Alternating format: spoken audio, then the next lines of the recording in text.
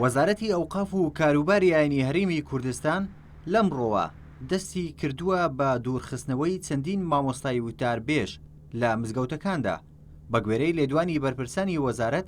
دوورخستنەوەی وتاربێژەکان بۆ دژایەتیکردنی فیکرەی توندڕەویە لە کوردستاندا. بەڵام خۆزگە چاکسازیەکان لە منەوە دەست پێ نەکرد لە 2016. یەکەم هەنگاوی ئەو بڕیارە دوورخستنەوەی سەلیم شوشکەیی وتاربێژی مزگەوتی عەبدوڵڵا دزەیی بوو لە شاری هەولێر. شوشکەیی لە هەمان کاتدا ئەندامی پەرلەمانی عێراقا لەسەر لیستی کۆمەڵی ئیسلامی کوردستان. لە لێدوانێکدا بۆ NRT سەلیم شوشکەیی وتی بڕیارەکەی وەزارەتی ئەوقاف بەر لەوەی بڕیارێکی ئیداری بێ بڕیارێکی سیاسیە. ئەو بڕیارە لەکنی ئێمە مفاجعە بوو و ئەو بڕیارە بە قەناعەتی من پەیوەندی بە شڵەژانی دۆخی هەرێمی کوردستانەوە هەیە و بڕیارەکە پێشەوەی بڕیارێکی قانونی بێ بڕیارێکی سیاسیە و سزادانێکی سیاسی دەیبینم و هەموو ڕێگەیەکی یاسایی دەگرینە بەر بۆی بتوانین ئەو هەڵەیە بە گفتوگۆ بە حیوار چارەسەر بکەین.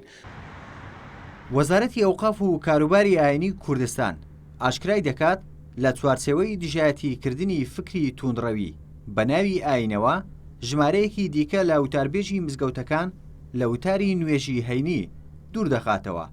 هەروەها ڕەتشی دەکاتەوە هیچ نیەتێکی سیاسی لە پشتی ئەم بڕیارەوە هەبێ.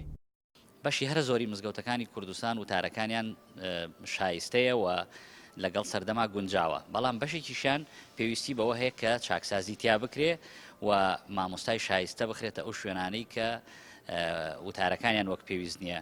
بۆیە ئیسلاحاتی وەزارەتی ئەوقاف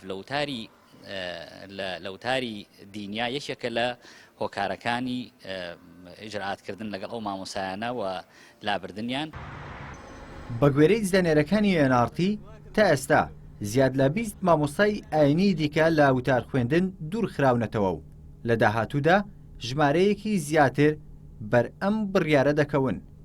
بە گوێرەی ئاماری وەزارەتی ئەوقاف و کاروباری ئاینی لە هەرێمی کوردستاندا زیاتر لە 5,000 مزگەوت هەیە و لە 3,000 لەو مزگەوتانە وتاری هەینی پێشکەش دەکرێن و نزیکەی 9 ملیۆن نوێژ خوێن ئامادەی وتارەکان دەبن. ڕێبوارکاکەی NRT هەولێر.